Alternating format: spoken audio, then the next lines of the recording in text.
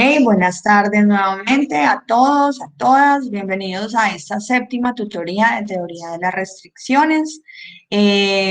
Felicitaciones porque ya estamos a solo una tutoría de finalizar todo el tema que teníamos preparado para ustedes. Esperamos pues que en esta parte, en esta evolución de estos conceptos de teoría de las restricciones, hayamos aprendido a tener un pensamiento sistémico, a cambiar nuestros conceptos de cómo funciona una empresa, de cuál es el objetivo de la empresa, de cómo nos los enseñó el libro de la meta. Es importante que conozcamos nuestros procesos, que es importante que conozcamos nuestras restricciones. Entonces, todo lo que hemos trabajado en el transcurso de estas semanas. ¿Listo? Quiero preguntarles cómo están, cómo se encuentran el día de hoy.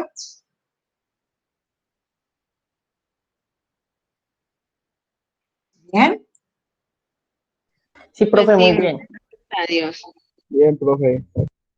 Listo, me alegro mucho. Entonces, están viendo mi pantalla en este momento.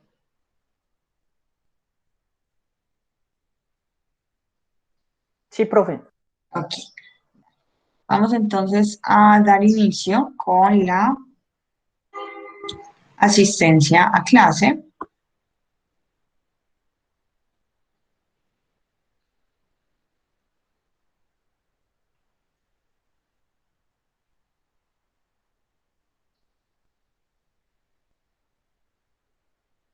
Esperen un momento, por favor. Cerramos todos estos temas solicitados por la universidad y damos inicio a nuestra clase del día de hoy.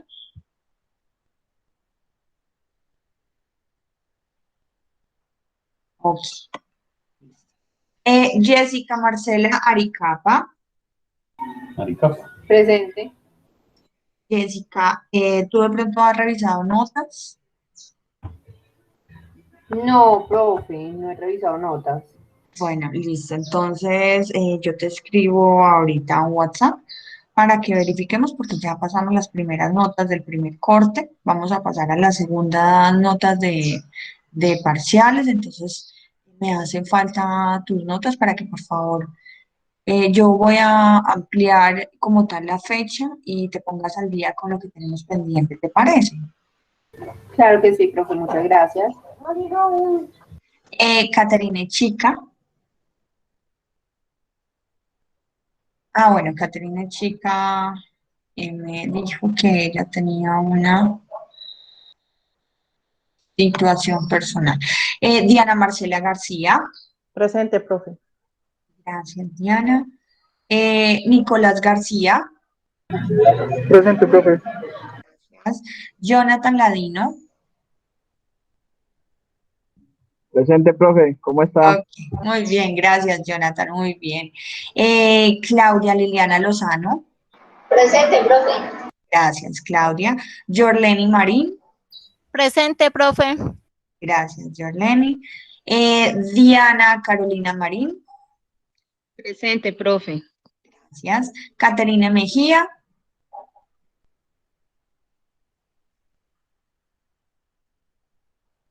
Caterina Mejía, ok. Andrea Osorio,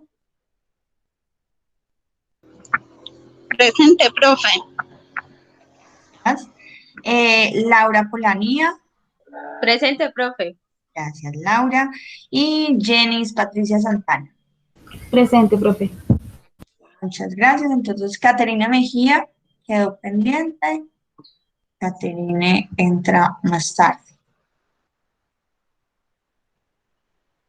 Ok, ahora sí, listo. Vamos entonces a empezar nuestra séptima semana. Esta séptima semana vamos a hablar entonces del tema de medición del desempeño basado en la creación de valor. Quiero enseñarles un concepto o un tema que se utiliza mucho a nivel contable, a nivel financiero, que es el EVA, el valor económico agregado. ¿Listo? Ese es como uno de los conceptos claves para la clase del día de hoy. Entonces, ¿cómo va a estar estructurada nuestra clase del día de hoy? Vamos a ver un tema que quiero quiero enseñarles el día de hoy, quiero que quede como visto en esta séptima semana, es un tema corto. Vamos a ver 3 estudios de caso, que es el caso de la empresa AGP, que es una empresa de vidrios blindados. Vamos a ver un estudio de caso de la empresa del Grupo Berlín, tiene diferentes líneas de negocio y es muy interesante, y una empresa colombiana que se llama Coditec. Entonces, estos son estudios de caso de empresas donde tenían algunos de los problemas que ya hemos visto. Retrasos de los productos, retrasos no le cumplían a los clientes, no estaban obteniendo los resultados esperados. Entonces ellos lo que hicieron fue implementar teoría de restricciones para mejorar los resultados, ¿listo? Para mejorar la meta de cada una de estas empresas. ¿Por qué quiero poner 3 estudios de caso? Porque quiero que vean que la teoría de las restricciones son soluciones genéricas. ¿Genéricas qué quiere decir? Que son como las normas ISO 9001, como las normas de calidad, son como las normas 17.000 de 14.001 de ambiental, como las normas de seguridad y salud en el trabajo, la ISO 45.001. Son empresas que se aplican a todas las empresas. Son normas que se aplican a todas las empresas y que tienen la misma estructura. ¿En qué va la diferencia? En la implementación y la aplicación de cada una de ellas, ¿sí? Yo no puedo decir que a esta empresa le está yendo bien porque está aplicando teoría de restricciones, entonces voy a ir a aplicar exactamente lo mismo que esta empresa está haciendo a mi empresa. ¿Listo? ¿Por qué? ¿Por qué creen ustedes que no me va a funcionar? Porque tienen estructuras totalmente diferentes y digamos, la actividad económica también. ¿Qué pasa con las restricciones? ¿Serán las mismas? No, profe, todos tienen restricciones diferentes. Entonces, las restricciones que tenga esta empresa no van a ser exactamente las mismas que tenga esta otra empresa. ¿Listo? Por lo tanto, la teoría de las restricciones se debe de realizar en cada empresa y es única. Es única porque cada empresa yo tengo que hacer un diagnóstico, tengo que evaluarla, tengo que mirar cómo funciona, cómo es su estructura, qué es lo que afecta el cumplimiento de los objetivos de esta empresa y puede que esas restricciones no sean las mismas que tiene otra empresa, ¿listo? Entonces, por eso cada vez que lleguemos a una empresa hay que conocerla como tal, porque aunque el sistema contable puede que se maneje igual en las mismas empresas como normatividad, ¿cierto? Las estrategias que se empleen en cada una de estas van a ser diferentes y eso depende del concepto sistémico que nosotros como líderes, contadores, tengamos entonces de los procesos. ¿Listo? Miren que es como un conocimiento que no solo se basa en temas contables, sino en temas de estrategia y liderazgo, ¿listo? Que son habilidades muy importantes que ustedes como contadoras también deben de desarrollar. Entonces, vamos a dar inicio con, bueno, otra cosa que les quería comentar es, parte de las actividades del día de hoy va a ser también la realización del parcial. ¿Listo? Entonces, vamos a finalizar antes para que podamos entonces realizar el parcial de la semana 2 que va a quedar habilitado hoy a partir de las 2 de la tarde. ¿Listo? Entonces, para que ustedes esa hora siguiente a las 3 puedan realizar entonces ese parcial. ¿Listo? De 2 a 3.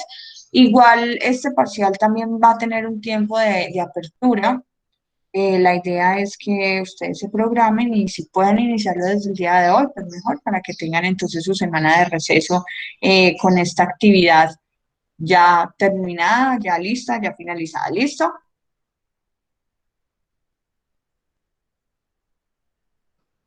¿Alguna pregunta para dar inicio?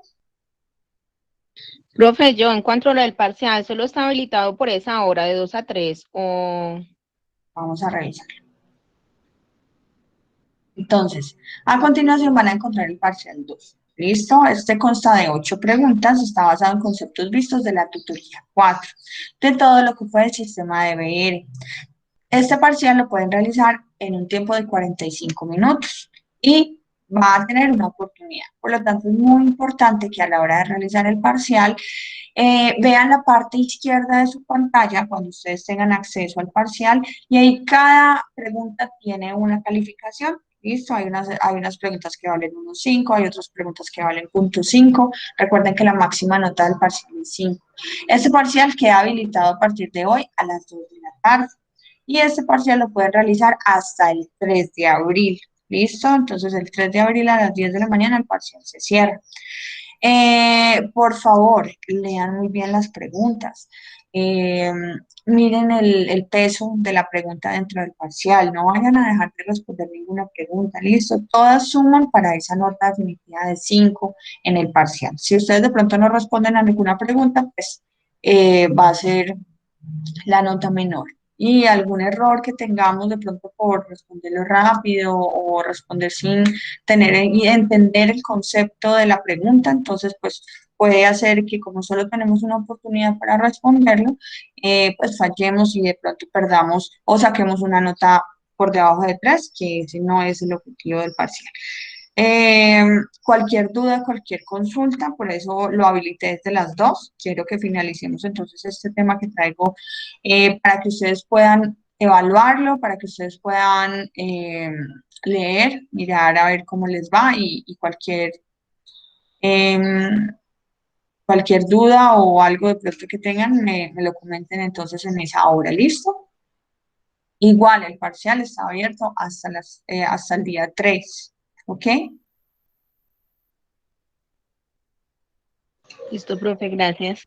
Ok. Profe, yo sí tengo una pregunta. Digamos, Dime. en el primer parcial, digamos, en la última pregunta que me corresponde a mí, digamos, yo había seleccionado 2, pero yo no sabía que se pueden seleccionar más. Igual ahí en este parcial también hay esa opción. Es opción múltiple, pero esta vez no tengo opciones de señalar varias opciones, sino que son opciones, por ejemplo, de correlacionar conceptos, em, señalar más que todo desde el modelo Canvas. Listo, es todo lo que vimos en la tutoría 4, pero ese tipo de preguntas no lo contemplé para este parcial. ¿Listo? Ah, Por bueno, eso, profe, por gracias. eso quiero que terminemos a las 2 para que, ya no me va a alcanzar el tiempo, a las 2:20, para que ustedes lo puedan revisar y en esa hora me digan, profe, el parcial estuvo duro, profe, no fui capaz, profe, miremos, revisemos, pero entonces el objetivo de esa hora es ese, ¿listo?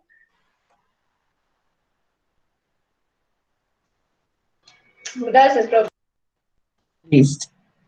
Recuerden que también el objetivo principal es aprender. Entonces, una nota es muy importante, pero el objetivo principal de todo esto es el aprendizaje. ¿Ok? Entonces, vamos a dar inicio a nuestra clase del día de hoy.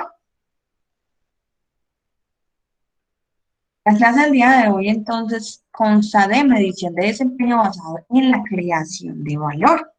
Y recuerden que nosotros habíamos hablado en la clase pasada de qué era creación de valor. ¿Listo? Entonces, creación de valor es cuando nosotros podemos generar mayores ingresos en el futuro que lo que estamos generando hoy. ¿Listo? La creación de valor se basa en esos flujos de caja futuros que nosotros vamos a poder obtener de un producto. Actividades que no generen valor dentro de un proceso o un cliente no vaya a percibir como tal ese valor y no vaya a pagar más, pues obviamente eso va a ser destrucción de valor. Son actividades en las cuales nosotros generamos algunas inversiones y no vamos a ver como tal ese retorno porque el cliente pues no va a percibir como tal ese valor de ese producto. Entonces no podríamos tener entonces una pérdida o destruir valor. Vamos a ampliar ese concepto un poco el día de hoy. Vamos a hablar entonces sobre las herramientas de la teoría de restricciones para la medición del desempeño de la empresa y vamos a hablar sobre la medición de valor. Vamos a hablar un poco de qué significa EVA y qué es destrucción y qué es generación de valor dentro de este concepto de valor económico agregado. Primero quiero preguntarles si fue algo que también hablamos la semana pasada. Quiero que me cuenten para ustedes la diferencia entre precio y valor. Profe, pues para mí la diferencia entre precio y valor, precio es algo que le podemos poner, es un valor que le podemos poner a algún artículo o a algún servicio, pero el valor en sí no tiene un precio, sino que es, digamos, el valor que tiene para nosotros, ¿cómo lo explico? Las cosas que tienen valor no pueden tener un precio, sino que es como lo que tienen de agregado, lo que tienen que los hace más creativos o que los hace, ¿cómo le explico yo? Lo que hace que la empresa, digamos, sea escogida, lo que lo hace a uno ser diferente de la empresa. Entonces, por ejemplo, mi empresa tiene un valor que no tiene un precio, pues mi empresa no puede tener un precio porque mi empresa se dedica a hacer esto, ayudamos a tal persona con esto, fabricamos con esto, entonces nosotros ponemos un precio en estos productos, pero tiene un valor muy grande. Pues pensaría yo que precio y valor es esa diferencia. Cuando nosotros, bueno, otra persona, muchas gracias. Otra persona que de pronto me dé una definición o la diferencia que encuentre entre precio y valor. Profe, pues con esa misma opción, creería yo que precio es como el costo y valor es como la cualidad. Lo defino como unas dos. También puede estar relacionado. El valor es, podríamos decir que el valor no es el mismo para todos, ¿cierto? Por ejemplo, si una persona valora una empresa, el dueño de una empresa valora su empresa, va a ser diferente a la valoración que vaya a tener el comprador, ¿cierto? Y eso en último está relacionado con el precio, pero miren que la percepción de valor es diferente para un comprador y para un vendedor, ¿sí? Entonces, vamos a hablar de precio y valor. Cuando hablamos de precio, estamos hablando de la cantidad que pagamos al comprar un bien o un servicio. ¿Listo? Entonces, es esa cantidad de dinero que se realiza, que se intercambia o que se transacciona. ¿Listo? Eso es un precio. Es la cantidad que pagamos al comprar un bien o un servicio. Entonces, el precio está relacionado con ese importe monetario de la transacción. Y el precio, obviamente, con todas las condiciones económicas, está sujeto a temas como la inflación, como la demanda, como la oferta, ¿listo? Entonces, está relacionado 100% con esa transacción, con ese dinero que pagamos nosotros al comprar un bien o un servicio. Depende de las condiciones del mercado, depende del valor de equilibrio, de la oferta, de la demanda. Ustedes saben que cuando hay mucha cantidad de producto, el precio disminuye y cuando hay poca demanda, cuando hay poca oferta, el precio aumenta, ¿sí? Eso lo podemos ver en algunos procesos de compras. Cuando hay escasez de los productos es cuando los pocos que hay, valen más. Entonces el precio está sujeto a muchas variaciones de muchos indicadores económicos, ¿listo? Entonces el precio está relacionado 100% con lo que pagamos al comprar con ese importe transaccional. ¿Listo? Cuando hablamos de valor, estamos hablando de un tema que relaciona obviamente el tema de dinero, pero cuando estamos hablando de valor, estamos hablando del beneficio, de la utilidad que se puede obtener de un bien. ¿Listo? Por eso les decía, cuando hay una actividad que se realiza dentro de las finanzas, dentro de la contabilidad, que es la valoración de empresas. ¿Sí? Recuerden que muchas empresas tienen un valor no solo las empresas no valen solamente por lo que cuesten sus activos, su infraestructura, su propiedad, planta y equipo, no. Hay empresas que han generado un goodwill, una marca que es muchísimo más valioso, o sea, y que tiene un precio más alto, ¿cierto?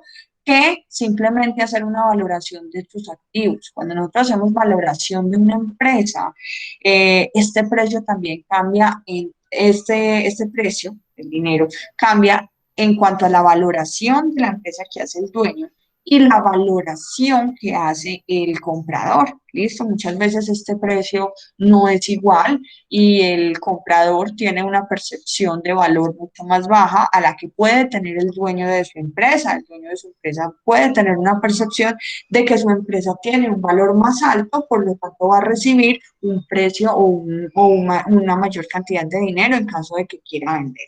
¿Listo? Entonces, cuando estamos hablando de valor, nos referimos a esas perspectivas sobre los beneficios futuros que generan bien, es decir, sobre los flujos de caja futuros que me va a generar ese bien o la empresa, ¿sí? Su importe se obtiene mediante una serie de técnicas Por eso les estaba diciendo que la valoración de empresas como tal contiene muchas metodologías, ¿cierto? Y contiene herramientas que nos permiten acercarnos de una forma más confiable a como tal el valor de la empresa.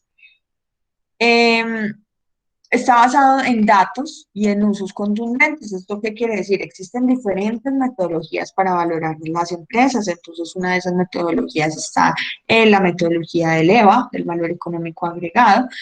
Vamos a ver qué es esto. La valoración de empresas también se determina por métodos como el flujo de caja descontado, que es otra metodología de valoración de empresas.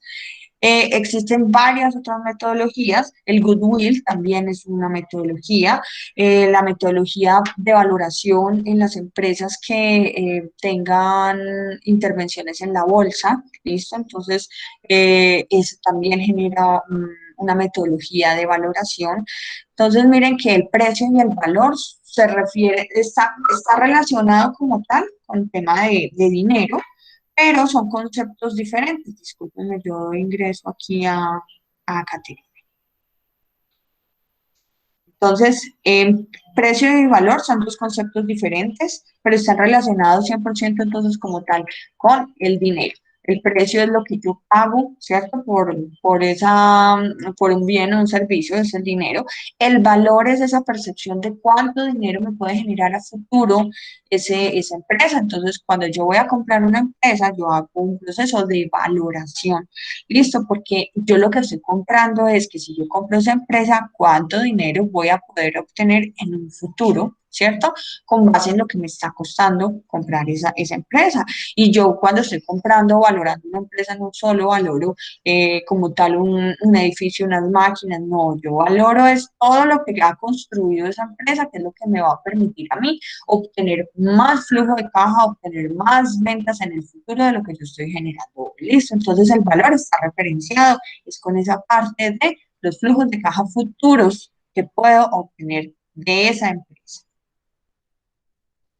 Dentro de las mayores controversias que ha generado que generó el señor Eli Goldratt con la teoría de las restricciones fue el análisis de la información contable. Él decía que las empresas deben de poner su atención, la atención más importante, en indicadores como el throughput, los inventarios, los gastos operacionales, los cuales son los indicadores de desempeño operativo que muchas de las empresas de pronto no les colocan mucha atención, están interesados en cuántas utilidades les está dando la empresa y resulta que una empresa yo no puedo tener un buen diagnóstico de una empresa simplemente con ver las utilidades, si genera o no utilidades. No, yo debo de tener un análisis diferente de mi empresa para poder obtener un diagnóstico adecuado, ¿listo? Para poder saber verdaderamente por qué se está dando ese resultado. Entonces, este throughput está relacionado con la velocidad con la cual el sistema genera dinero a través de las ventas. El señor Eli Goldratt decía, para mí no genera dinero sino hasta que se vende, y no solamente hasta que se vende, sino hasta que el cliente paga. ¿Listo? El throughput está relacionado entonces como el precio de venta menos el costo de la materia prima.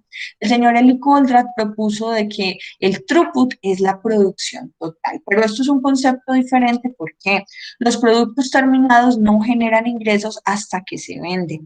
Y esto es muy cierto. Ni siquiera no solo cuando se vendan, sino hasta que se genere el recaudo, ¿listo? Y esto lo podemos observar cuando nosotros vendemos a crédito y estipulamos un tiempo a 30 días, ¿listo? Nosotros entonces programamos de que vamos a tener esos ingresos a 30 días. Pero si resulta que el cliente se demoró y el cliente no paga, sino hasta 90 días, pues obviamente eso no va a ser throughput, eso no va a ser como tal una venta, eso no va a ser dinero que entre, eso va a ser producto que nosotros entregamos al cliente, pero que no hemos recibido como tal el recaudo por la venta de ese producto, ¿listo? Entonces, hasta que no entre el dinero, eso no se genera como tal como una venta, ¿sí? Hasta que ese dinero no entre a la empresa, no se produce lo vendido o no se produce el throughput para la empresa. Y pues es un concepto financiero de forma general. El inventario para la teoría de las restricciones y para el señor Eli Goldratt es todo lo que restringe, el inventario es todo lo que nosotros invertimos dentro de una empresa para transformarlo y volverlo en throughput. ¿Listo?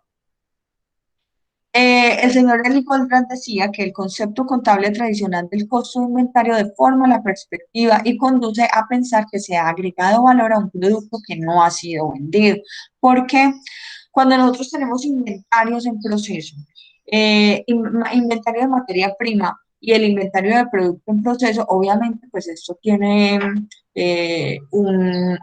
un costo diferente, ¿sí? Porque obviamente nosotros dentro de ese producto en proceso, pues ya ha intervenido mano de obra, ya ha intervenido procesos, transformación, que nosotros decimos que eso tiene un valor agregado, pero resulta que si este producto que nosotros percibimos con valor no llega a ser vendido o se queda en una bodega y estas ventas no se generan, pues esto puede generar, volverse como un destructor de valor, ¿sí? En lo que nosotros habíamos enfocado nuestra generación de valor, pues el cliente no lo va a recibir, no lo va a percibir, de pronto ese inventario no se va a vender y lo que estamos generando como tal, entonces es un elemento destructor de valor. Entonces los inventarios,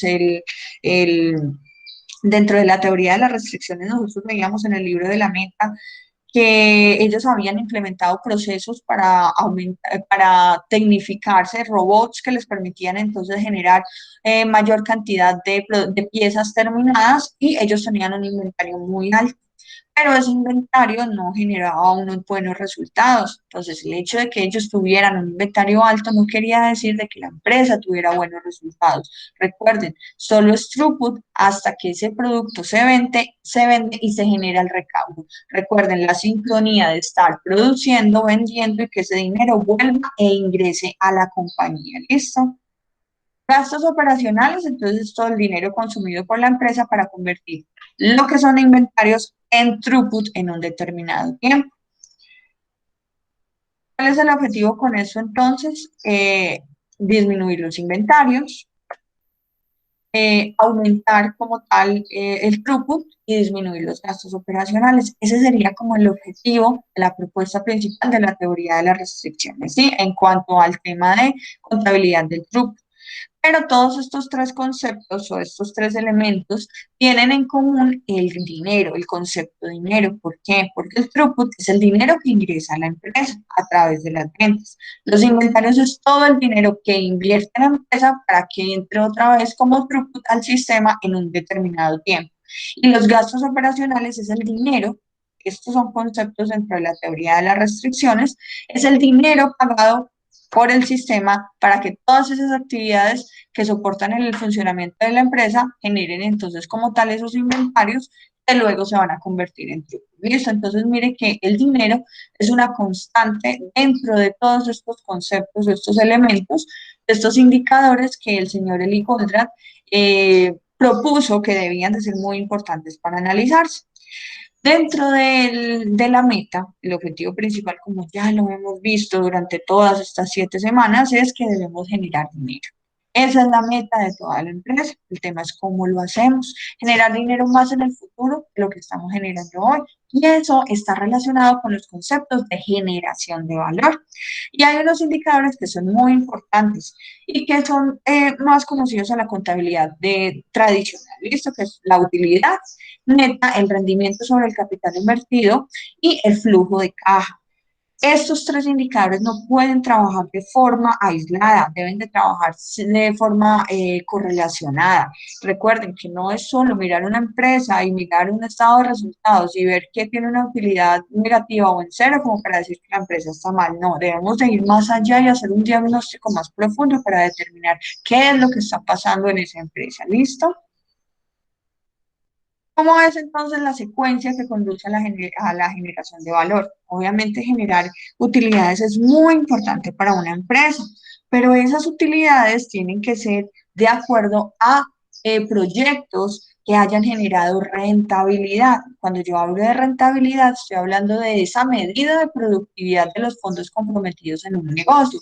¿Qué quiere decir? Que el dinero que yo estoy invirtiendo en los proyectos de mi empresa, en nuevas líneas de producto, verdaderamente vayan a tener un retorno de la inversión y no invertir dinero o gastar dinero de mi empresa en proyectos que no van a tener una inversión, a no ser que sean esos proyectos de requerimientos legales, de requerimientos que en caso de que nosotros no tengamos esas instalaciones, esa infraestructura como debe de ser, pues obviamente nos vaya a generar alguna multa, nos vaya a generar alguna penalización a nivel de gobierno o algo. Entonces, la mayoría de los proyectos o todos los proyectos en los cuales nosotros tenemos que hacer las inversiones son proyectos que tengan un retorno de esa inversión. ¿Listo? Generar entonces eh, la mayoría, discúlpenme, ingresar.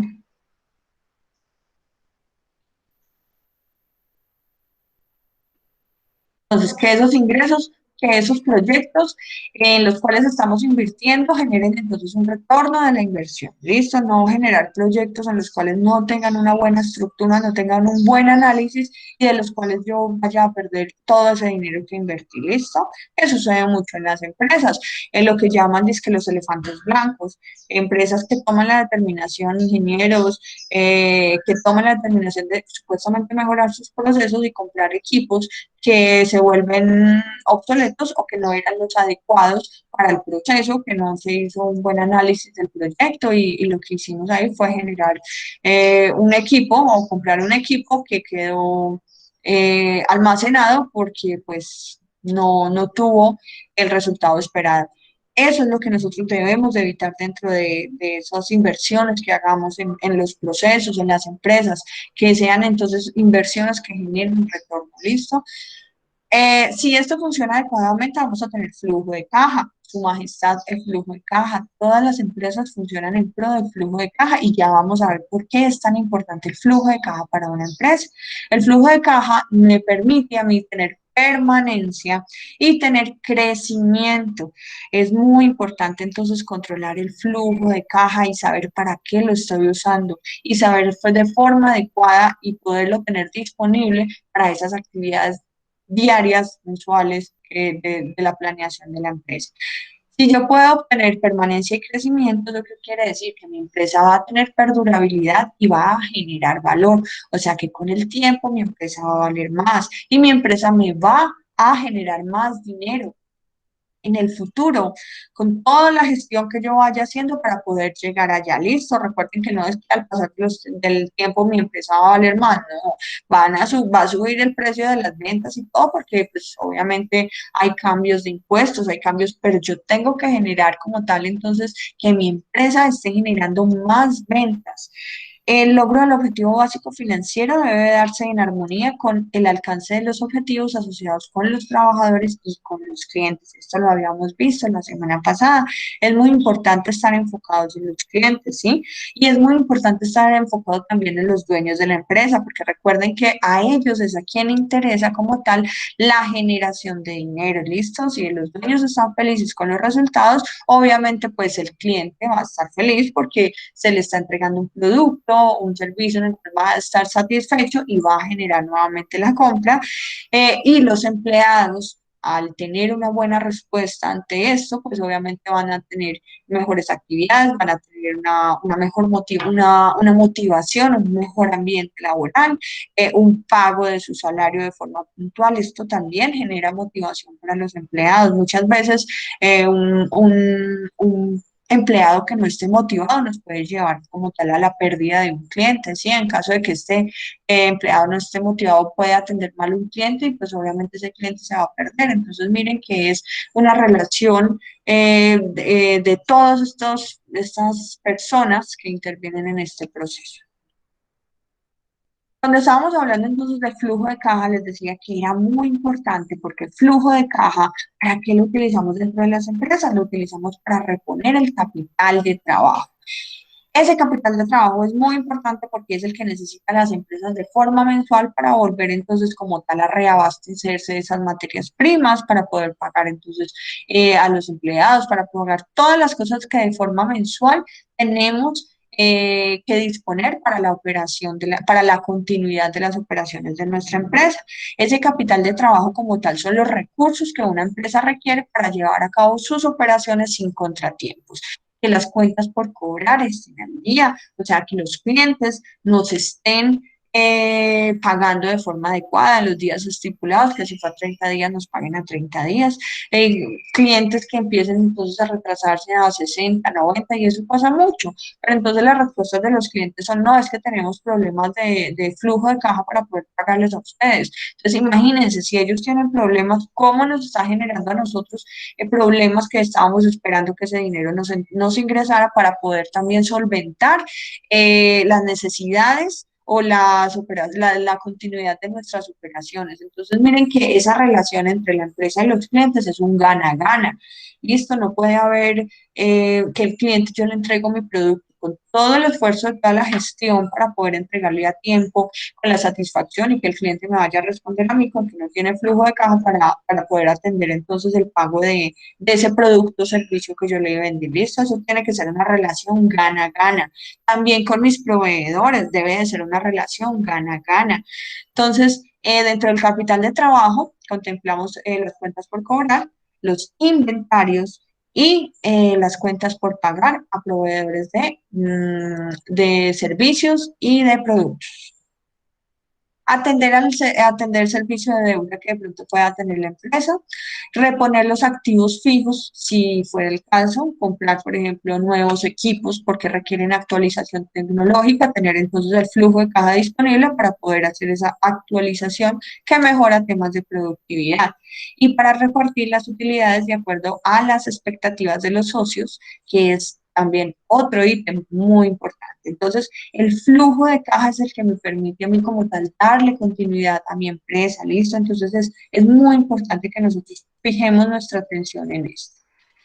El deber de toda la empresa es crear valor para diferentes partes, para los accionistas, para los empleados y para los clientes, como ya lo vimos en esta relación gana-gana, para nuestros proveedores, porque también así como nosotros tenemos una relación gana-gana entre empresa y clientes, pues también debe de tener esa relación gana-gana entre nuestros proveedores y nuestra empresa, ¿listo? Todo es una relación gana-gana. Y también el Estado se beneficia, obviamente, de que estas empresas estén teniendo unos buenos resultados, una buena rentabilidad, un buen flujo de caja, que tengan permanencia, que estén generando valor. El Estado también se beneficia de eso. Bueno, el EVA es uno de esos indicadores o de esos conceptos que nos ayudan a la medición del desempeño financiero orientado en temas de la creación de valor. El EVA, por sus iniciales EVA, que significan entonces en inglés Economic Value Added. Esto es un término norteamericano que fue introducido por la empresa Stern and Stewart. ¿Listo? Esto es un tema norteamericano, pero el EVA es un concepto que se utiliza dentro de los análisis contables y financieros de todas las empresas. ¿Listo? Valor económico agregado. Este valor económico agregado que nos permite identificar se calcula por medio de esta ecuación. Utilidad operativa después de impuestos menos activos netos de operación por el costo de capital. Resulta que el costo de capital es ese porcentaje mínimo que yo, o ese rendimiento mínimo que yo espero de todos esos activos en los que yo he invertido dinero en una empresa. Entonces, digamos que es un 24%. A mí esos activos no me pueden rendir por debajo del 24%. O tiene que equilibrarse con lo que me vaya a costar a mí esos activos o mantener esos activos de mi empresa ese mes. ¿Listo? Entonces, ¿cómo lo calculo? Costo de capital por activos netos de operación. Cuando yo hago esta multiplicación, miren que acá hay vengan, yo abro mi puntero. Entonces, activos netos de operación es lo que a mí me vale como tal en ese mes o en ese periodo, mantener esos activos para dar continuidad a mi empresa. ¿Listo?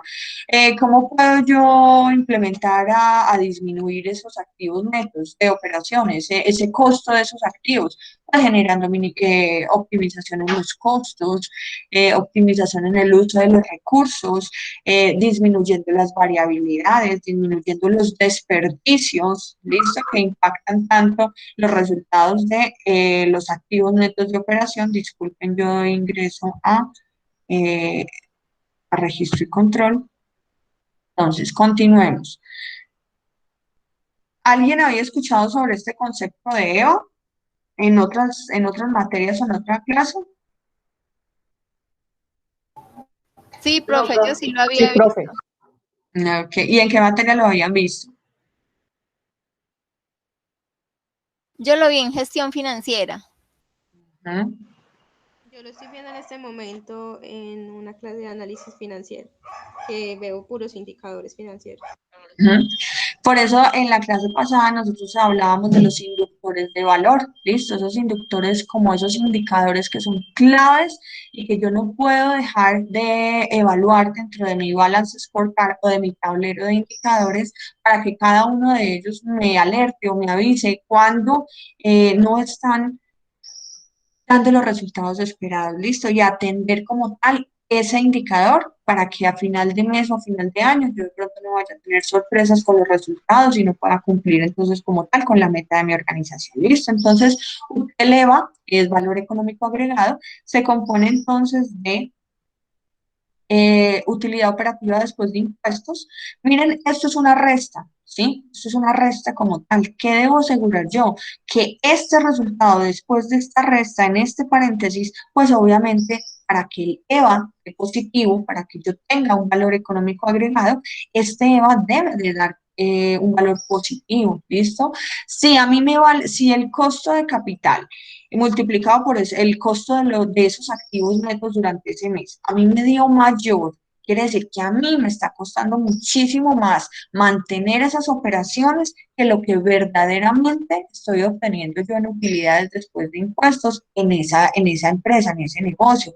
Por lo tanto, si este dato es mayor, las utilidades es menor, este va a ser negativo. ¿Eso qué quiere decir? Que yo voy a estar destruyendo valor. Entonces, ¿cómo gestiono yo las operaciones del día a día? ¿Cómo gestiono yo las sobrecargas en equipos, en maquinaria dañada? ¿Cómo gestiono yo los desperdicios de producto, de tiempo, de horas, del dinero que yo estoy pagando de forma descontrolada, ¿listo? Que no estoy teniendo un correcto uso de estos recursos, cómo operan las variaciones dentro de mis procesos productivos, los cuales hacen que aumente el costo de esos activos netos de operación, listo, y que obviamente yo los necesito para dar continuidad, pero me están costando más de lo que yo verdaderamente estoy ganando por todo ese periodo de operación. Entonces, vamos a ver, este es entonces como tal, este costo de capital por los activos netos de operación es el costo por el uso de esos activos. Para que yo genere EVA, ¿cierto? Debe de haber un equilibrio como tal en esto, en el costo, en lo que me cuesta a mí esas actividades de la empresa y que yo esté generando más utilidades operativas después de impuestos que lo que me está costando como tal las actividades o las operaciones de la empresa. ¿Listo? Vamos a ver entonces un ejemplo. El, el concepto de EVA fue introducido inicialmente por el señor Alfred Marshall, que es un famoso economista, y él decía que la verdadera rentabilidad de un negocio surge al comparar la rentabilidad del mismo con el costo financiero de los recursos asignados a la empresa. ¿Esto qué quiere decir? Pues que la empresa me esté rentando más de lo que me está costando de forma financiera todos esos recursos que yo tengo que generar o tengo que tener disponibles para que mi empresa tenga una continuidad operativa. ¿Listo? Entonces, si esos recursos me están costando más que la rentabilidad que yo estoy generando en ellos en ese periodo, en ese mes, en ese año, pues ojo, eso es una alerta de que de que un indicador o algún inductor de valor no está funcionando adecuadamente dentro de mi empresa. Y esto era lo que le estaba pasando a Alex Robo dentro de la administración que él llevaba de su empresa. Él creía que simplemente él, dentro de esa esa área de producción era producir y producir y producir y ya, y ese era el objetivo. Y resulta que todos esos conceptos, toda esa cadena se tenía que alinear, esa cadena de todos esos procesos tenían que sincronizarse para yo poder identificar por qué el gerente venía a mi oficina y a decirme que los resultados no estaban esperando. Miren el concepto erróneo que tenía Alex al inicio y él dijo, pero es que ya sacamos a mucha gente de la empresa, o sea, él pensaba que reducir costos de nómina me iba a ayudar entonces como tal a los resultados de mi empresa. Y miren que cuando hicieron el análisis ellos se dieron cuenta era que tenían, estaban sobreestoqueados de un inventario que no estaba rotando, los pocos clientes que tenían no les estaban entregando a tiempo y aparte de eso, cuando ellos lograron establecer y solucionar todas las restricciones dentro de su empresa, se dieron cuenta de que ya la restricción era externa, o sea, no tenían clientes para poder vender los productos.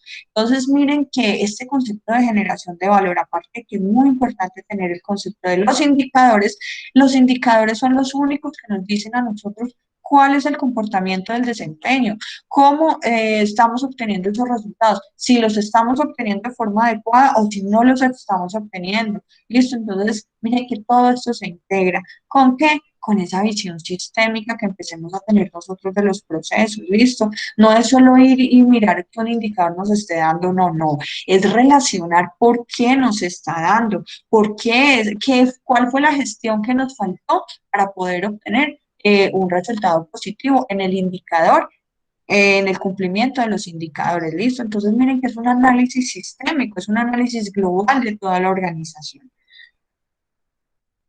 Entonces, si nosotros tenemos un EVA positivo, significa que la empresa ha generado valor, ha generado una rentabilidad superior al costo de los recursos utilizados, o sea que genere una mayor rentabilidad de lo que me estaba costando darle continuidad operativa a mi empresa, ¿listo?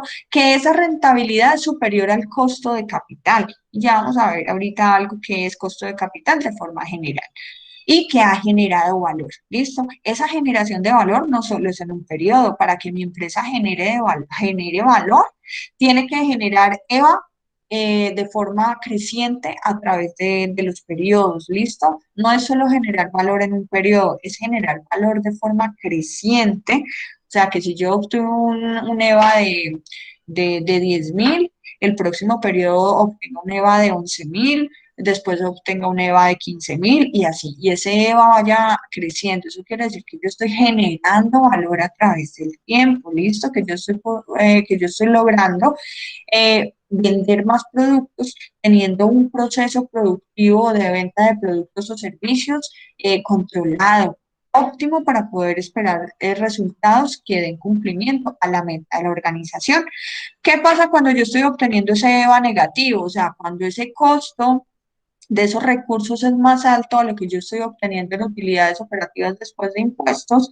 ¿Qué significa eso? Pues obviamente que hemos destruido valor, que la rentabilidad es inferior al costo de esos recursos utilizados, que no hemos logrado cubrir los costos de sus recursos financieros, que hemos destruido valor.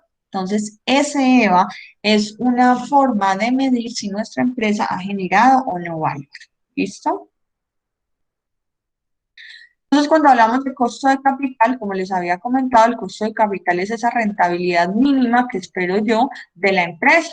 ¿Eso se basa con qué? Pues con la estructura que yo tengo de mis pasivos y de mis activos. Todas las estructuras de las empresas son diferentes, por lo tanto, pues el costo de capital va a depender como tal de cada empresa, ¿sí? Todas las empresas no pueden tener una estructura de pasivos del 40% y patrimonio del 60%, no, eso depende de cada empresa, ¿listo? ¿Por qué se llama costo de capital promedio ponderado? Porque yo hago un promedio ponderado, este es un promedio ponderado con base en dos variables que es la estructura como tal y el costo de estos impuestos, ¿listo? Entonces, esto es un promedio ponderado, este por este más este por esto. Eso es un promedio ponderado que ya lo verán ustedes cuando estén viendo análisis financiero de una forma más a fondo, ¿listo? Aquí lo que estamos es tratando de explicar este concepto y cómo estos indicadores son importantes y nos ayudan a determinar el desempeño en cuanto a la generación de valor de la empresa. ¿Listo? Este costo de capital, ¿para qué se utiliza? Se utiliza para evaluar proyectos. Si yo tengo un proyecto en el cual el costo de capital, el cual va a rendir por debajo del costo de capital, quiere decir, ¿esto qué quiere decir? Que estos pasivos y estos patrimonios no me pueden rendir por debajo del 24.5%. Si yo voy a invertir en un proyecto que me da como resultado una rentabilidad por debajo del 24.5%, quiere decir que va a rendir por debajo de mi costo de capital, de lo que me vale a mí mantener como tal esos activos. Y esos van a ser proyectos que van a tener que ser descartados porque no me van a generar un retorno de la inversión. ¿Listo? Yo tengo entonces que obtener inversiones o proyectos que generen por encima del costo de capital. Para valorar empresas se utiliza entonces el costo de capital y para calcular como tal EVA, valor económico agregado.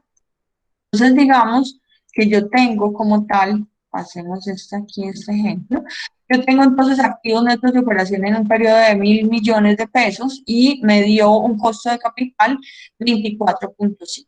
Para lo que me cuesta como tal entonces en ese periodo, en las actividades o los recursos financieros de esta empresa son 240 millones de pesos. Esto es un ejemplo, ¿listo? ¿Qué pretendo yo esperar entonces al final? Que estas utilidades operativas después de impuestos, para que este EVA sea positivo, estas utilidades deban de ser mayores a 240 millones de pesos para yo poder decir que estoy generando valor. Si yo estoy destruyendo valor, entonces lo que debo de hacer es un análisis e identificar cuál es ese indicador o cuáles esas actividades que no me están permitiendo como tal generar valor a mi empresa. Si yo no genero valor a mi empresa, pues obviamente en el tiempo, no, recuerden que todo esto es una relación de las utilidades con la rentabilidad, con el flujo de caja, el cual me permite ser perdurable y sostenible, ¿listo? Entonces, si yo quiero ser perdurable y sostenible en el tiempo y crecer y mantenerme en el tiempo, pues debo de tener en la mira del análisis diario todos estos indicadores, ¿listo?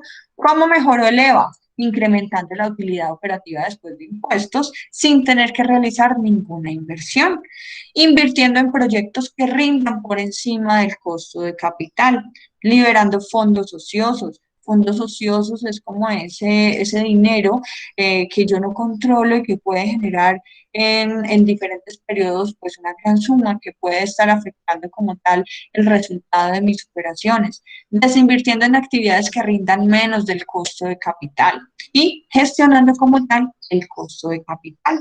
¿Listo? Ese como tal era el tema que quería hablarles de el EVA. Es muy importante, ustedes lo van a ver de forma más profunda en otras materias, pero quería que esto fuera importante para la relación de todo este análisis de la teoría de las restricciones. Y quiero que empecemos, por favor, a ver estos videos son cortos. Vamos a ver 3 videos, son videos de 7 minutos, ¿listo?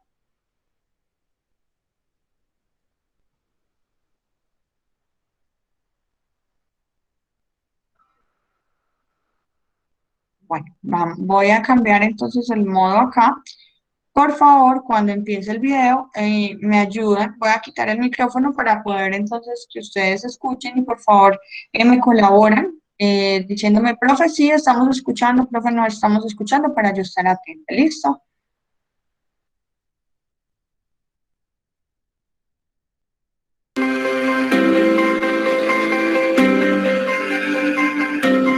Sí, profe, sí le escucho.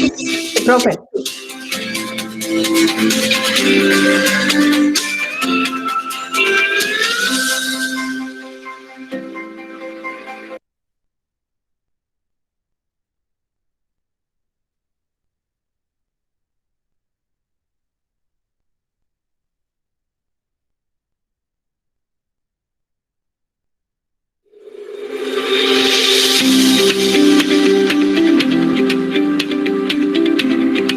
Sí se escucha.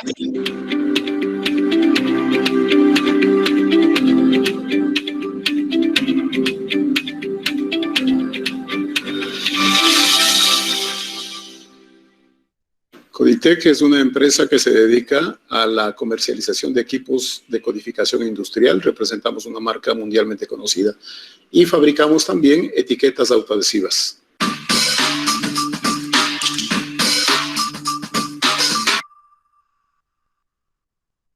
Lo que necesitábamos cambiar antes de la implementación era que la empresa estaba dividida por departamentos, cada una enfocada en mejorar sus indicadores de manera local, más no con una visión sistémica de un flujo organizacional. Necesitábamos estructurar los procesos, generar sincronización entre los mismos y permitirnos llevar al mercado algo diferente, algo que realmente las compañías y las diferentes industrias a las cuales atendemos valoraran.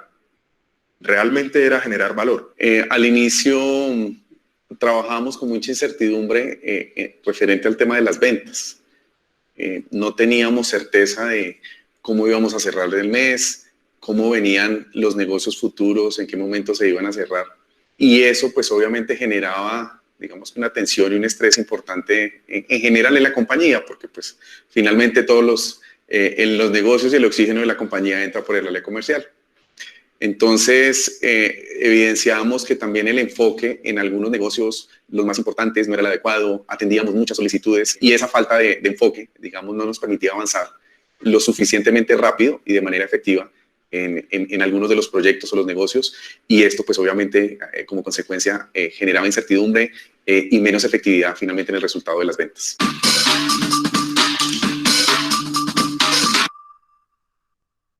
Las soluciones, porque no es una, son algunas, tenían que ver con los niveles de confiabilidad de la entrega de nuestra producción, los niveles de confiabilidad en la prestación de los servicios técnicos que dábamos a otra línea de negocios. El núcleo de esta solución fue basada en que debíamos ofrecer un modelo de confiabilidad, y un modelo de confiabilidad basado en los tiempos de entrega que prometíamos y también en la disponibilidad de los productos. Durante la implementación tuvimos que cambiar algunos procesos y la manera de hacer muchas cosas. Cambiamos de una forma tradicional a una forma sistémica, a un trabajo en equipo. Buscamos enfoque principalmente. Entonces empezamos a evidenciar realmente en qué debíamos concentrar los esfuerzos de nuestro equipo de ventas. Determinamos un número de proyectos límite para los comerciales, buscar un balance dentro de las líneas de negocio de la compañía que nos permitieran tener una mezcla adecuada entre la unidad de negocios de equipos y la unidad de negocios de etiquetas, y lograr que en la medida en que teníamos menos proyectos dentro de nuestro flujo, podíamos concentrarnos mejor, avanzar mucho más rápido y lograr más efectividad. Empezamos a ver la contabilidad de throughput, entonces empezamos a entender el precio, el costo totalmente variable, qué era realmente lo importante, además que es muy simple. Entonces determinamos unos gastos fijos, nos enfocamos en determinar qué era lo mínimo que requeríamos para nuestro funcionamiento y empezamos a hacer los análisis versus el throughput, la inversión y el gasto, siendo el gasto algo controlado que no nos generará muchas variaciones.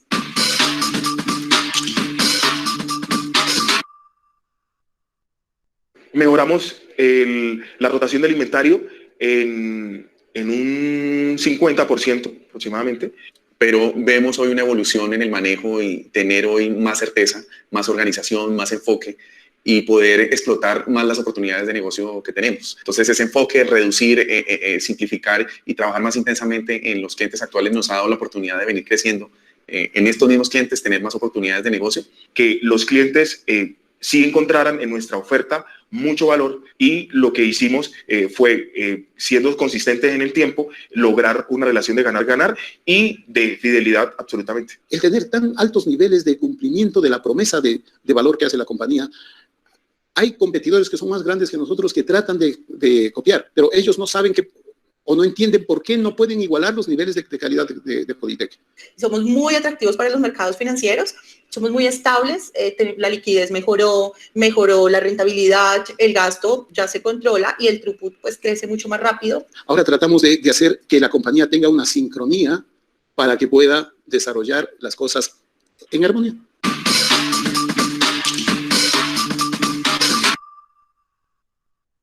El aprendizaje más importante que ha dado TOC, yo creo que son dos. En la vida personal, cómo definir qué es lo que uno quiere en la vida. O sea, cuál es el throughput de la persona en su vida. Y en función de eso decidir cuál es el gasto operacional que estoy dispuesto a poner, cuál es el inventario que voy a manejar para conseguir el mayor throughput de mi meta. En la vida personal, entonces, si uno tiene definido la meta, puede saber cuál es el throughput, cómo se acerca a su meta con el gasto operacional que uno puede hacerlo y con el inventario que uno puede tener. Si eso lo pasamos a la vida profesional o a la vida empresarial, pues si la compañía sabe qué es lo que quiere, cuál es su meta y cuáles son las formas de llegar a generar ese throughput para satisfacer en una relación ganar-ganar, es lo más importante que me ha entregado el TOC. El saber que sí se puede tener relaciones a largo plazo en donde hay un ganar-ganar permanente. Suena cliché, pero tú sales de los paradigmas reales que se tienen, donde tú dices, es que aquí damos resultados, y te das cuenta que de una manera mucho más fácil, mucho más sencilla, se obtienen mejores resultados. Hoy sentimos un apoyo importante, eliminar esas eficiencias locales que normalmente se crean en los procesos y trabajar todos en función de un mismo resultado. Creo que eso hoy puedo decir que es lo que nos ha ayudado muchísimo para que tengamos todos un mismo enfoque y un mejor resultado. Cuando empezamos a ver la restricción e identificamos y entendimos qué significaba que la restricción fuera la atención gerencial, empezamos a construir el trabajo en equipo de las gerencias. Y eso definitivamente hizo un cambio fundamental. Entonces, creo que la teoría de restricciones tiene muchas bases muy sencillas, pero robustas. Con el tiempo uno aprende que es simple, pero robusto. Y esa simpleza está básicamente en la realidad de las empresas y en la interacción con las personas. Ahí está el buen resultado, en la interacción con las personas, y eso es lo que más me ha enseñado teoría de restricción. Esto siempre hay algo para mejorar y debes trabajar con las personas y en los procesos.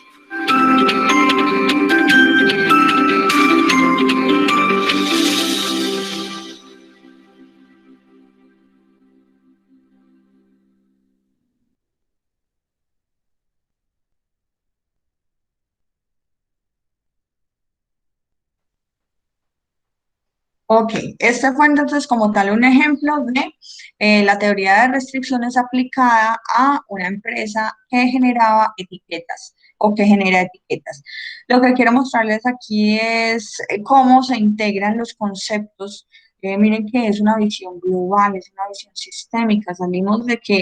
Salimos de esa parte en la que solo nos enfocamos en el resultado, en el análisis de esos indicadores, y salimos como a conocer todo nuestro proceso, todo lo que nos enseñó el libro de la meta. ¿Listo? Vamos a ver un último video, es de 7 minutos, de una empresa que tiene una aplicación de teoría de restricciones. ¿Ustedes me están escuchando? Sí, profe. Sí, profe. Estoy aprendiendo aquí con el cambio de audio. Entonces vamos a ver una empresa que se llama Tecnoglass, ¿cierto? Es una empresa, o AGP, ¿listo? Que también se conoce como Tecnoglass aquí en Colombia. Es una empresa que también implementó teoría de restricciones. Este video se los dejo para que ustedes lo puedan ver, por favor, que no quede una tarea sin realizar, que para la próxima clase, cuando regresemos de nuestra Semana Santa, vamos entonces a hablar de él. ¿Listo? Entonces vemos este caso AGP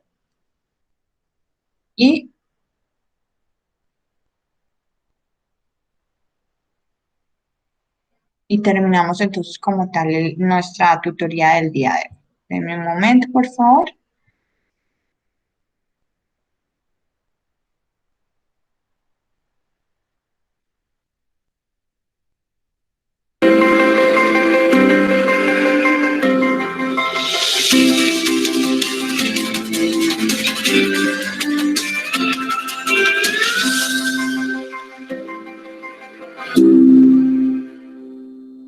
AGP significa American Glass Products, es una empresa que comenzó hace más de 50 años en Lima, Perú. Desde sus inicios empezó exportando vidrios blindados para diferentes países. Con el tiempo fue creciendo, ahora hay una planta en Brasil, otra en Colombia, la original en Perú, y tenemos una nueva planta para una nueva línea para vidrios eléctricos. A través de estos años se fueron extendiendo los mercados y ahora ya somos líderes en el mundo para el vidrio automotriz blindado curvo. Tenemos más de 1000 clientes en todos los continentes.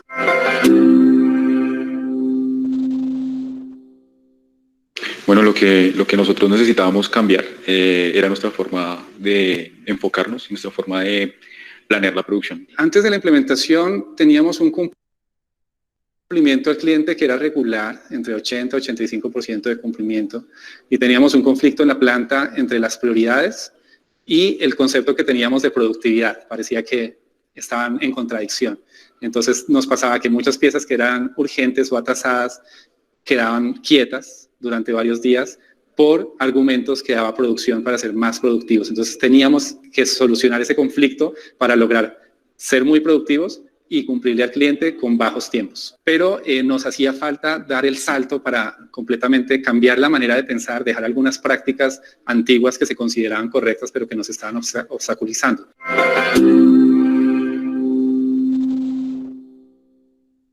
Lo que queríamos a través de la implementación era buscar una metodología que nos ayudara a mejorar el cumplimiento con un muy buen tiempo de entregas. Hay que cuestionarnos no solamente cómo hacemos las cosas, sino también para qué las queremos hacer. Eso implica romper paradigmas en la operación, en el mercado también, cómo entendemos el mercado, en la misma estrategia.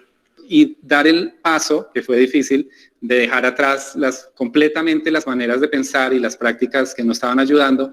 Como yo lo veo, cuando haces teoría de restricciones tienes que ser todo o nada. Es difícil hacerlo intermedio si quieres tener realmente los resultados.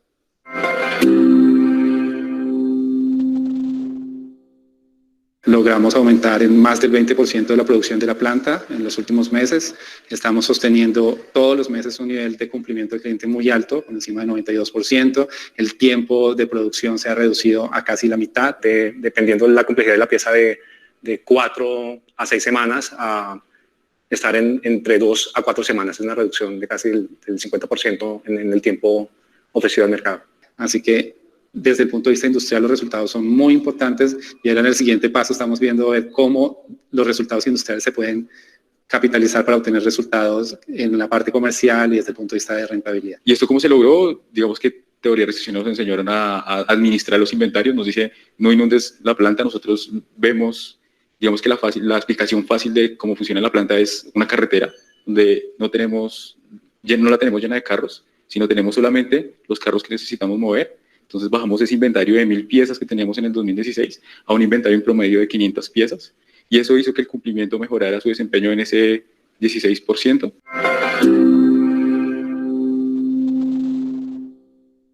Pensar la organización como un sistema, como un todo, entender las relaciones que hay entre los componentes del sistema e identificar cuál es esa parte del sistema que en últimas impacta el todo, la restricción. Y focalizar los esfuerzos en esa parte. Yo creo que es como el gran aprendizaje, al final es un tema de cultura. Y esta es una empresa que lleva 50 años y hacíamos las cosas de una forma y nos cambió la mentalidad. A mí me parece que yo creo que esa es la más grande enseñanza, ver que algo tan radical, porque fue un cambio muy radical y uno siempre es adverso al cambio, uno nunca quiere cambiar, le da miedo, pero ver que algo tan radical que es nuevo, sí funciona. Pero de fondo es eso, es hacerlo simple y lo difícil es hacerlo simple. Creo que no muchas personas le auguraban éxito, pero lo tuvo y eso creo que es la enseñanza más grande que me dejó. Hay que organizar, o sea, ser más ordenado y no tenerle miedo al cambio. Para mí creo que la percepción del cliente, lo que le genera valor al cliente es que le entreguen su producto en el momento que quiere, con la calidad, con oportunidad y eso para mí es de pronto lo más valioso que yo de corazón puedo decir que el proyecto lo otorga. Para mí lo más importante es la importancia del pensamiento sistémico, de ver la planta como un todo, de optimizarla, maximizar su desempeño, aún a costa de algunos sacrificios, o sea, de que las optimizaciones locales se pueden ver sacrificadas en pro de la optimización global. Y también entender todo el modelo de pensamiento, entender que teoría de restricciones es mucho más que la aplicación industrial del tambor, cuerda, amortiguador que ya conocíamos, entender las herramientas lógicas, los principios y ver cómo es una filosofía de gestión que es para mí fundamental para toda la administración de la planta.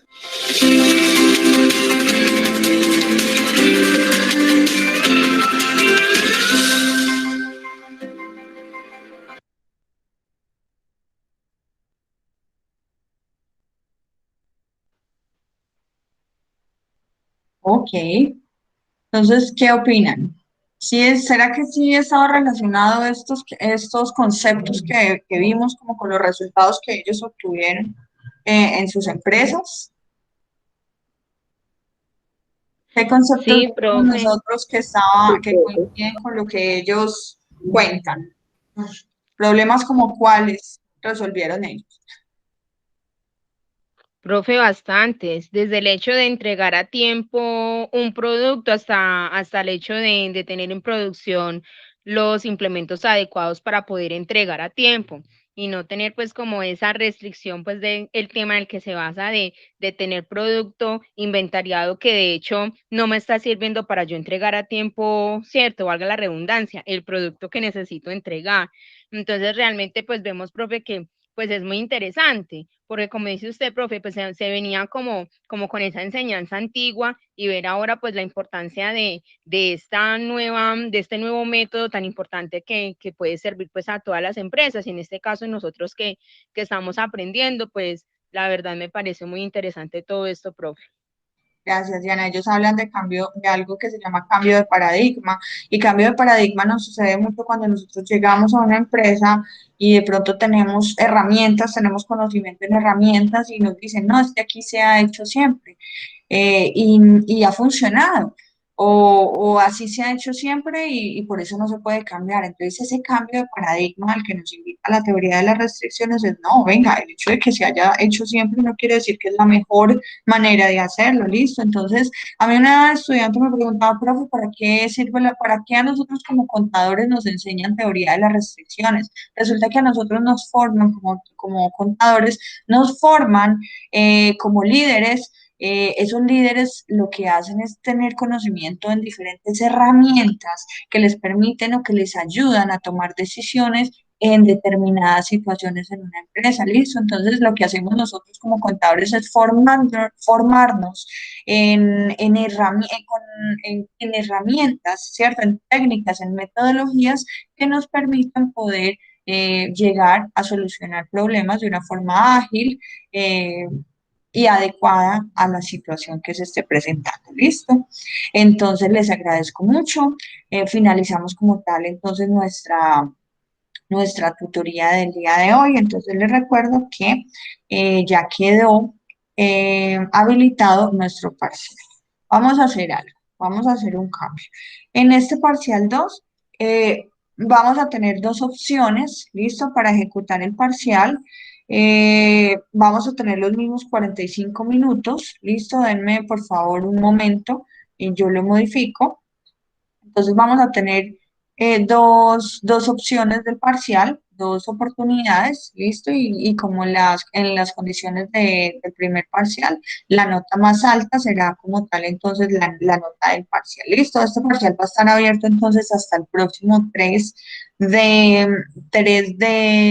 abril, listo. La idea es que empecemos a analizarlo desde el día de hoy, lo que nos resta hasta las 3 de la tarde, y ustedes lo puedan entonces programar y gestionar y realizar en el transcurso de esta semana. ¿Listo? Cualquier cosa que no entiendan, por favor me comentan, lean muy bien la pregunta, tómense el tiempo de analizar y ya. ¿Alguna consulta, alguna duda, algo?